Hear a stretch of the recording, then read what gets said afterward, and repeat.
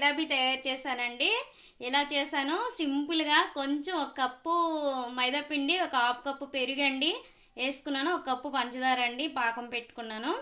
ఇలాగ కొంచెం తినే సోడా ఉంటుంది కదా, మనం వంట సోడా అది కొంచెం వేసానండి, అర స్పూన్కి తక్కువ వేసాను. వేసేసి కలిపేసి ఒక సినం ఉంచేసాను, ఒక అరగంట టైం ఉంచేసానండి. ఉంచేసినాక అనమాట మళ్ళీ కొంచెం అంటే లైట్గా వాటర్ కూడా వేసాను, ఒక్క పెరిగే కాదు వాటర్ కూడా వేసాను. మరి మనం దోసపిండి కంటే కొంచెం చిక్కగా అట్ల పిండి వేసుకుంటాం కదా, అలా కలుపుకున్నానండి. కలుపుకొని ఒక అరగంట టైం అయితే పక్కన పెట్టాను. పక్కన పెట్టేసి నేనైతే ఇలా రెడీ చేశానండి. ఇలా చేస్తే మనకైతే సూపర్ లెక్క వచ్చాయండి జిలేబీలు. మనం షాప్లో కొంటే ఎలా వస్తాయో అలాగనే నేను చేశానండి. పంచదార అయితే ఒక కప్పుడు అయితే నేను పాకం పట్టుకున్నానండి. ఆ పాకం కొంచెం మనకి ఇలా చెయ్యికి ఇలా అంటినట్లు ఉంటే చాలండి. ఆ పాకం చల్లగా అయిన తర్వాత జిలేబీలు వేయాలండి. వేడి పాకంలో వేస్తే మన జిలేబీలు అనమాట మెత్తగా అయిపోతాయి, కరకరగా ఉండవన్నమాట. అందుకని కొంచెం చల్లగా అయిన తర్వాత పాకంలో జిలేబీలు వేయండి, వేస్తే సూపర్ లెక్క వస్తాయండి. ఓకేనా అండి? బాయ్ అండి అందరికీ.